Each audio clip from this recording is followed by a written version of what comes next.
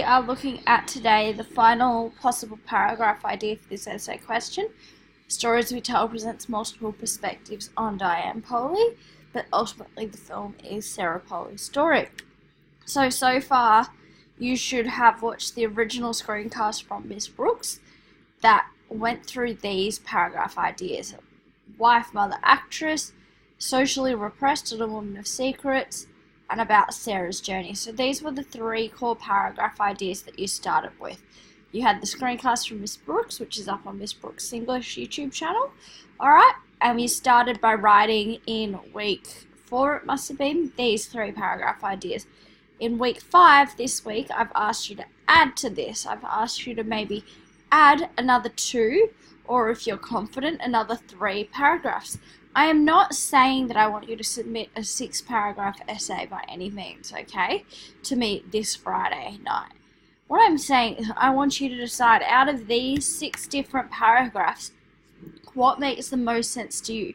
Because what makes sense to Miss Brooks doesn't always make the most sense to me. I can see where she's coming from and I can see her ideas, but they might not be the same ideas that I would have.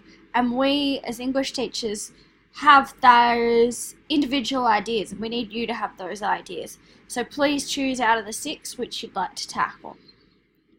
So on Tuesday you tackled the idea that the film belongs to Polly as she, as the director, makes the editorial choices, alright? So we discussed the idea that you can say the film is Sarah Poley's because she's the director and edits the film.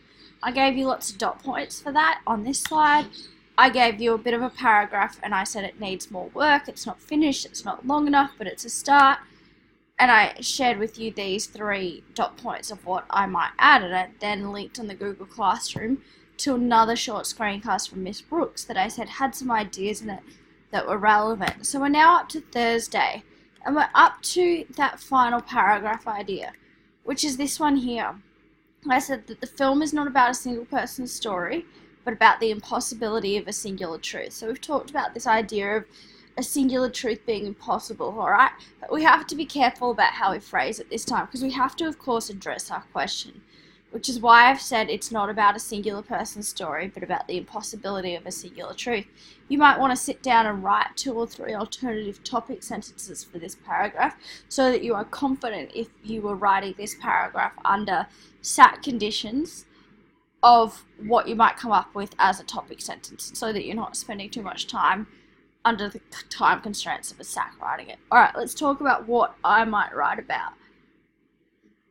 I might write about the fact that the inclusion of Harry confirms it's about more than a story of Diane, but that it's also about truth and sense making.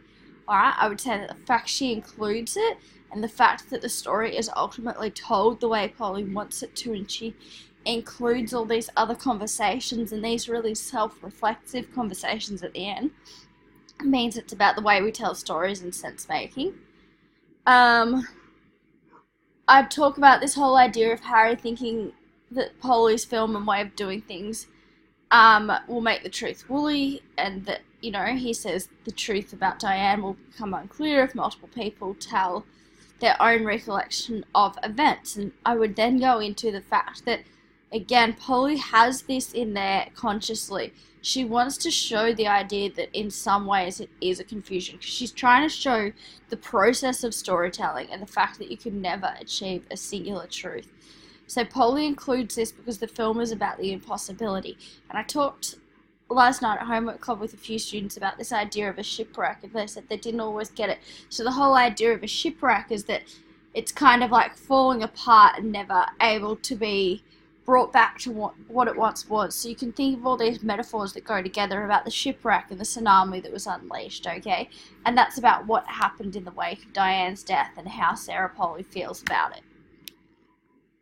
Let's move on to, where's my right slide? Some more dot points. I said that Polly wants to look at the way we tell stories, okay? And that the evidence of this is her hybrid form of the documentary, okay? The multiple narrators are evidence of the investigation. She admits that at times it is a confusion, okay? That's why she has Harry in there. That's why she has this weird non-linear narrative. That's why sometimes the Super 8 footage adds to the idea it's a confusion, okay? But all of this is because the film is more about investigating the process of storytelling and the process of truth-telling than it is about one person's story. You can talk about the alias Grace quotes from Michael, which frame the start of the film, and you can say that those quotes at the start suggest that this film, this hybrid documentary, is not about one person's story so much as how we tell stories. You can talk about the idea that truth is obfuscated by time, memory, and subjectivity, and that Polly tries to show this. She tries to show that the singular truth, or even the truths that she gets through the multiple storytellers, are affected by the time and the memory and the subjectivity. Alright? And we see this because she shows fragmented structure. She has false recreations, okay, as well as authentic ones, and they're overlaid and you can't tell the difference. So she's trying to show the idea that the truth that she's exposed is actually just a construction itself, okay? And so she's trying to comment on the nature of storytelling as, I suppose, always an act. The inclusion of Harry's point of view, as we talked about a minute ago, is really important. She includes this because she wants to, and the quote is, look at the way we tell stories about our lives. That's really important. I played a little bit of the meta-narrative last lesson, okay? I think that's a really interesting part. And again, the other part I thought was interesting that you might want to look at is Harry's manuscript, okay? Which is something about the way I tell my story. I'll find a still of that and post it on the classroom for you. I think that's a relevant thing we can start to include.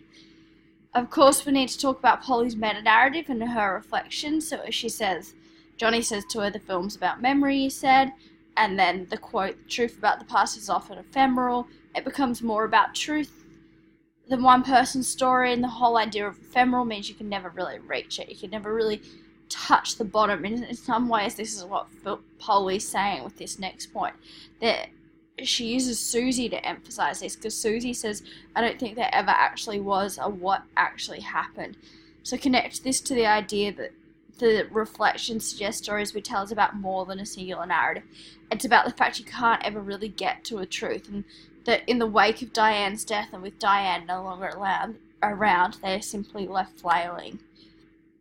This is my sample paragraph that I put on that other shared doc that I've got with you. Again, it's too short. It could be better. There are other things that we can talk about, okay? When I put these paragraphs up, they are just to get you started. So please read this, print it, see what you think. I would suggest a couple of things. I would suggest writing an alternative topic sentence, okay? I would suggest going through and seeing if I answered the question well enough. My question, of course, being multiple perspectives on Diane, but the film is ultimately Sarah Polly's story, because I'm not sure if I do answer the question well enough. And I would probably look at including another example, because if I want to flesh this out and make it a bit better, a bit longer, I would probably look at another example from the list that I've talked about, or come up with your own. By no means is what I say the be-all and end-all, okay? To clarify with some dates, the Prax Act needs to be typed up this week. Just retype it with the changes you can possibly make and then submit it onto Google Classroom, okay? And then over the weekend, you have to jump onto your peers' essays and offer them advice, and then all of them should be in a shared folder. So I'll show you what I mean by all of them should come up in a shared folder. So hopefully you guys have access to the shared folder, and on Friday in class, let me know if you don't. And I'll use George's as an example because she submitted her work on time, or early in fact, because she's a legend. So if I go to classwork, which I'm not sure how it looks for you guys, and we go to practice Zachary, right, and I go to view assignment, I can see here which or who of you, so Georgia and Vince, well done Vince, have submitted their assignments, and you guys should be able to see this folder. So let's say it's Georgia and Vince, and they're like, oh, we're going to get ahead of our homework and offer some feedback. So they'll click on each other's work, and I'm not saying you have to go through absolutely everything, okay, and offer them tons and tons, don't know what's going on here, of feedback, but I'm saying that Georgia might jump on, and she might be like, Vince, I can see here that you've still got some work to do on your quotes. And she might be kind enough, depending on if Georgia knows a quote, to suggest one, alright? She might give Vince a quote. She might write in the comment herself what she might use, okay? And then, of course, because we are all about helping everyone, all right, Vince would do the same for George's. So he would click on George's and he might go through and he might say something like, oh, for some reason it's coming up as a doc, but that's okay. I'll change this one to a Google Doc. He might be like, oh, I really think your topic sentence could be extended, or whatever it is, okay? But it's really important that you offer each other help, because I think you'll become better with your own work, and of course you'll bring each other up as a class and as a year level if you can offer each other some feedback. Please have a go at writing this paragraph today about the idea of it not being about one person's story, but how we tell stories. Please make sure that tomorrow you've got some things to chat about or look at with me. We're going to spend about 20 minutes of tomorrow's lesson looking explicitly at topic sentences, but then after that, it is all up to you in terms of just working and, I would say, individual conversations. I'll make sure that the screencasts are both available on Google Classroom. They're also on these slides and we'll post them on Miss Brooks English. Please don't get distracted. Heads down, work hard.